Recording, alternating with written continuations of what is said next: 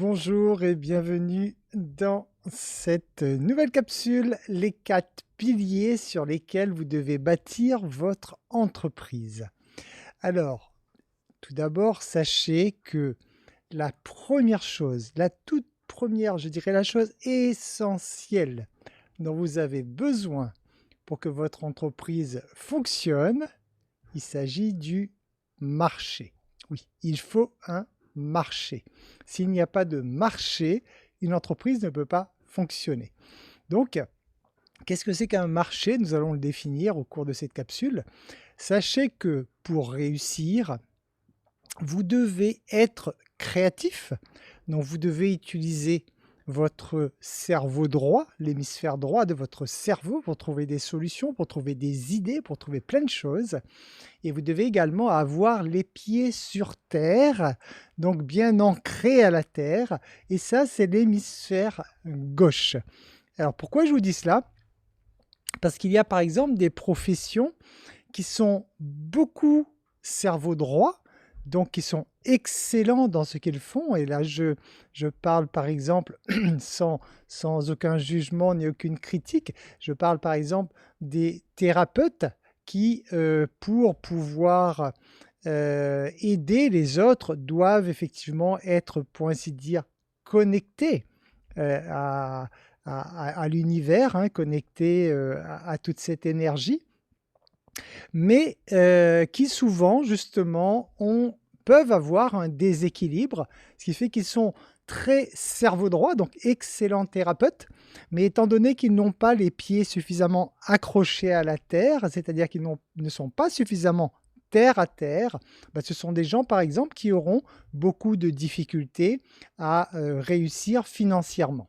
Voilà, donc vous devez savoir que une réussite financière sur du long terme, une réussite équilibrée, passe par un équilibre de vous-même, puisque vous devez être effectivement connecté aux informations, à la vie, à la source, à l'univers, et vous devez également avoir les pieds sur terre, donc être bien ancré ici, parce que tout ce que vous vivez se vit dans la conscience.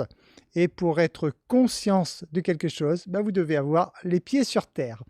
Alors, selon une étude de CB Inside, donc c'est un site, il y a 42% des entreprises qui échouent parce que l'offre de l'entreprise ne répond pas à aucun besoin, ne répond à aucun besoin du marché, ou alors répond à un marché déjà couvert. Alors, si parmi vous, vous êtes dans un marketing de réseau, vous pourriez me dire, oui, mais le marché, je m'en fiche parce que c'est la maison mère qui s'est chargée de tout cela. Faux. Bien sûr que la maison mère, hein, je ne sais pas comment vous appelez cette entreprise pour laquelle vous travaillez, elle a dû faire ce travail à son niveau, bien sûr. Avant de fabriquer des produits, par exemple, bah, il faut qu'elle ait bien identifié quels besoins elle résout à travers ce produit. Ça, c'est une chose certaine. Par contre, à votre niveau, en tant que marketeur de réseau, par exemple, vous êtes à la tête vous-même de votre propre entreprise et vous devez, vous aussi, vous poser cette question. Où est mon marché et comment je dois aller vers ce marché? Et surtout, vous allez comprendre que pour pouvoir aller vers un marché quelconque, vous devez impérativement pouvoir répondre à un besoin. Et ça, c'est la base essentielle. Ça paraît évident, mais je me permets de vous le rappeler parce que souvent, dans l'euphorie, je dirais, de l'entreprise, on finit par prendre tellement de plaisir à faire ce qu'on fait qu'on oublie en fait que notre rôle principal, c'est de répondre à un besoin. Vous êtes là pour retirer une souffrance à quelqu'un et c'est pour ça que vous apparaissez dans la vie de quelqu'un et c'est pour ça que cette personne vous fera confiance et voudra se joindre à vous pour justement avoir une vie plus agréable puisque l'être humain est attiré automatiquement par le plaisir. Donc, une entreprise passe en fait par 4 étapes, on va dire ces 4 piliers qui devront être maîtrisés les uns après les autres, sinon vous risquez d'énormes difficultés. Alors, Pour pouvoir le faire, vous avez besoin donc d'évaluer le besoin. On appelle aussi ça le niveau de douleur. Lorsque vous parlez du besoin d'une population, de quelqu'un, on parle aussi de son niveau de douleur. Donc en fait, prenez conscience que s'il n'y a pas de douleur, il n'y a pas de besoin, donc pas de produit. Donc ça veut dire que vous avez votre raison d'exister en tant que chef d'entreprise à ce jour, dans le marketing de réseau par exemple, votre raison d'exister, c'est vraiment d'aller aider des gens à retirer des douleurs de leur vie. Donc ça, c'est absolument les réflexions que vous devez mener à votre niveau pour pouvoir bien définir quelle souffrance vous permettez aux gens de résorber en quelque sorte, donc quelle douleur vous allez retirer grâce à votre intervention dans la vie de ces personnes. Alors, pour cela, donc, on va d'abord définir, en fait, comment définir un problème, puisque ce qui est important pour vous, justement, c'est de connaître c'est quoi le problème des gens pour que je puisse leur apporter des solutions. Donc, ce problème, en fait, tout d'abord, numéro 1, donc c'est le premier pilier, il doit être réel. C'est-à-dire qu'un problème, en fait, il n'a besoin de solution que lorsqu'il est important et urgent. Alors, on revient sur l'importance et l'urgence. Vous vous rappelez, lorsque vous gérez votre vie, vous devez donner priorité à tout ce qui est important et non urgent. Ça, c'est pour votre propre organisation, pour évoluer dans la vie. Pour votre client ou futur client, ça va être différent. Pour votre futur client, ces problèmes doivent être importants et urgents.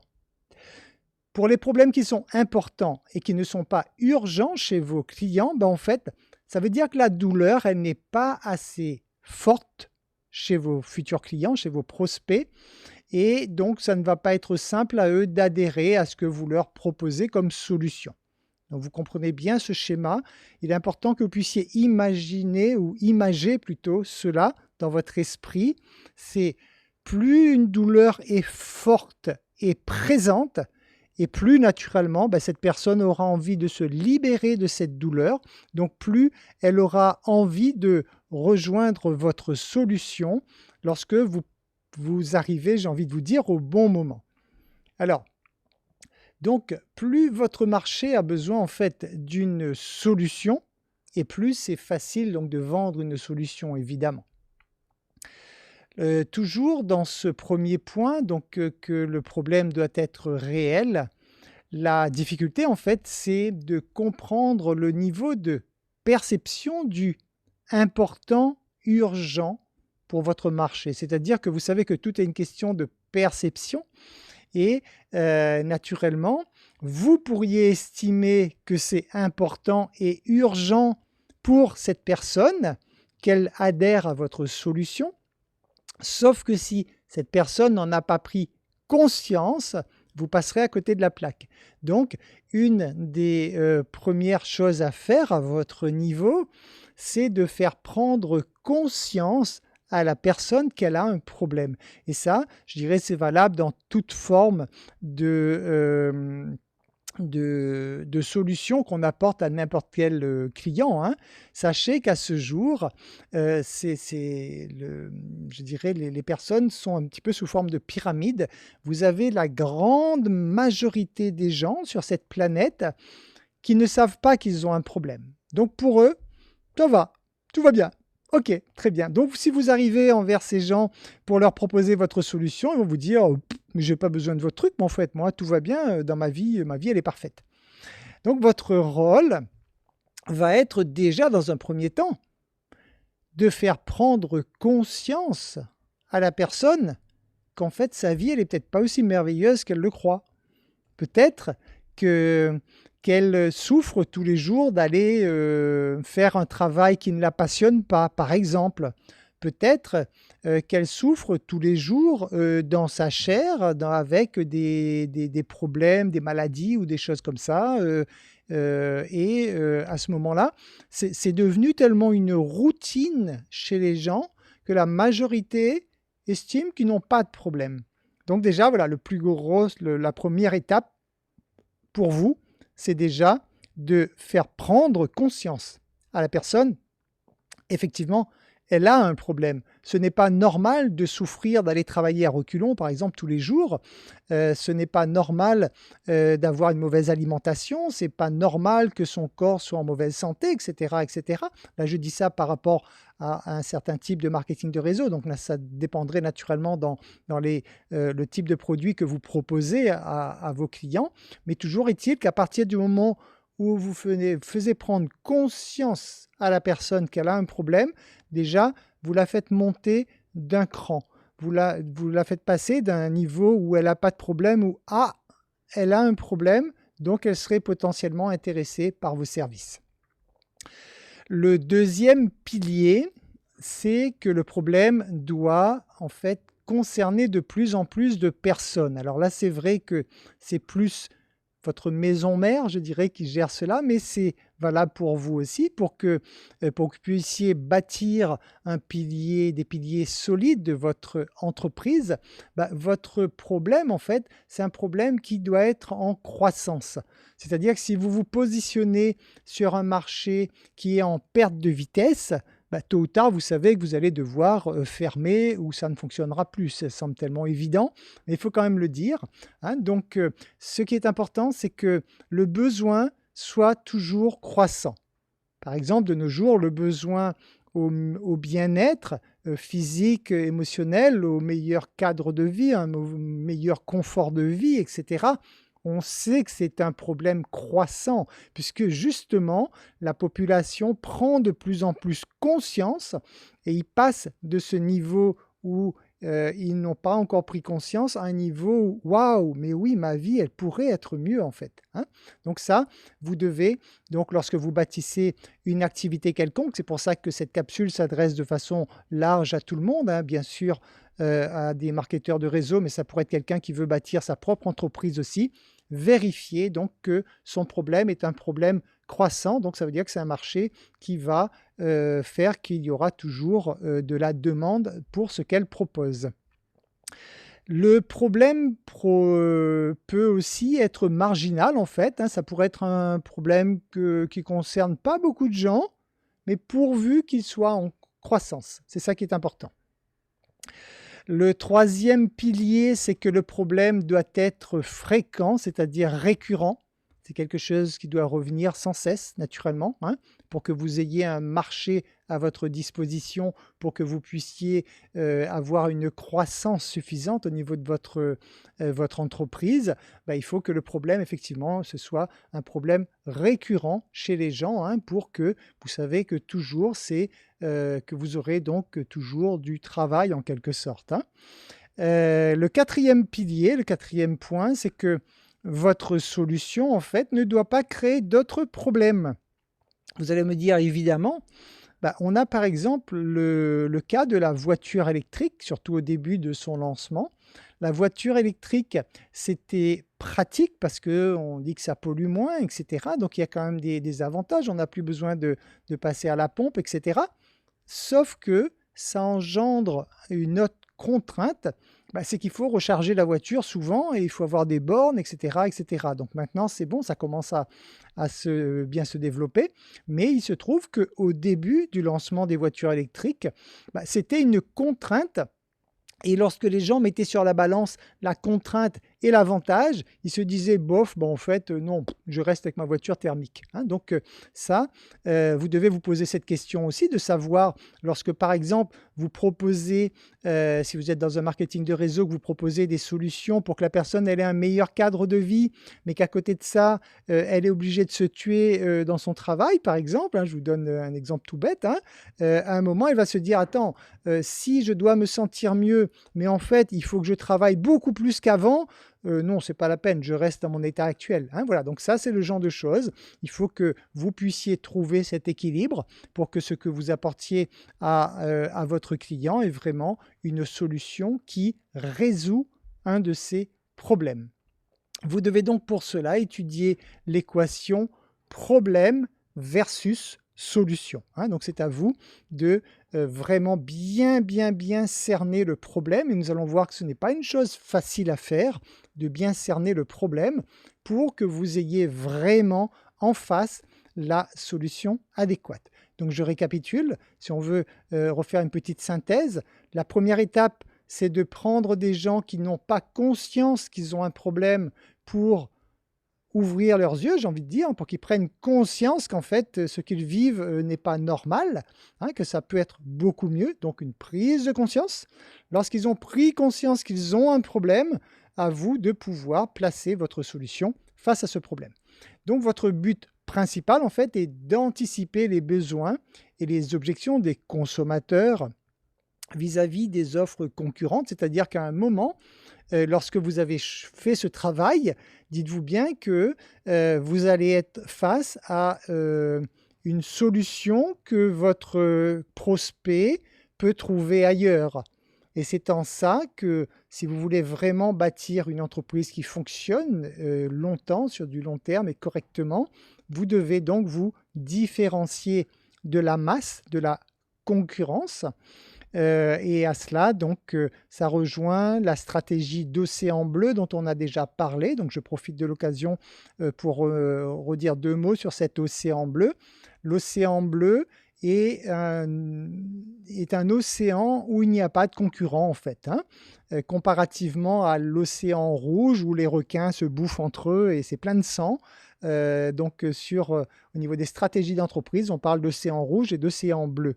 Un océan bleu, c'est un océan justement où vous allez être tellement différent de la masse que vous n'aurez pas de concurrent en fait, hein. Et ça, c'est à ce moment-là, c'est à vous de travailler votre créativité. C'est à vous, si vous êtes par exemple dans un marketing de réseau, de former vraiment un réseau solide, un réseau où chacun apporte une contribution à l'ensemble du réseau, par exemple, pour pouvoir proposer des services que votre prospect ne trouvera pas ailleurs, hein. Et pour ça, c'est toujours la perception qui fait tout. Donc, il faut que vos prospects perçoivent effectivement que ce que vous leur apportez est vraiment différent de ce qu'ils peuvent trouver ailleurs. Alors, si vous êtes par contre une entreprise innovante, donc là je sors du marketing de réseau, je pars vraiment de l'idée de quelqu'un qui monte sa propre entreprise. S'il s'agit d'une entreprise innovante, donc vraiment quelque chose de nouveau qui n'existe pas encore sur le marché, à ce moment-là, votre stratégie devra être différente parce que là, vous devrez travailler davantage sur la prise de conscience de votre public dans le fait qu'il ait un problème. Donc ce travail justement de faire sortir les gens de cette non-conscience à prendre conscience qu'ils ont un problème, ben, une entreprise innovante, elle aura beaucoup plus à travailler sur cet aspect qu'une entreprise qui fait déjà donc des produits ou services communs, j'ai envie de dire, en tout cas connus du grand public. Alors, comment faire cela? Comment faire pour avoir un marché qui correspond pile poil à ce que vous désirez? Comment faire pour avoir face à vous une clientèle qui a vraiment le besoin qui correspond à l'offre que vous lui apportez? Ben, la solution, vous le savez déjà, ben, il faut tout simplement lui poser la question et à ce moment-là, vous allez pouvoir le faire à travers vos supports de communication habituels. Donc si vous avez une liste de prospects, ben, vous allez le faire avec un autorépondeur par exemple, où vous allez envoyer des mails à vos prospects. Si vous êtes sur les réseaux sociaux, ben, vous allez pouvoir utiliser des posts, mais pas seulement des posts à sens unique, j'ai envie de dire, hein, mais des posts interactifs. Donc posez des questions à vos clients, vos prospects en tout cas, posez des questions pour savoir quelle est leur façon de penser, pour savoir quelle est leur perception de leurs problèmes. Parce que vous pourriez avoir une perception de leurs problèmes qui est différente de leur perception à eux, à elles, je ne sais plus le terme que j'avais utilisé.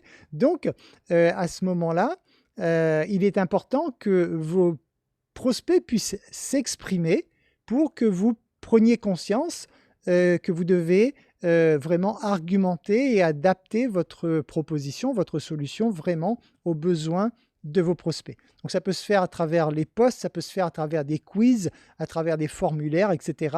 Vous pourriez lancer, comme vous le faites déjà de temps en temps, hein, que pensez-vous de cela, hein?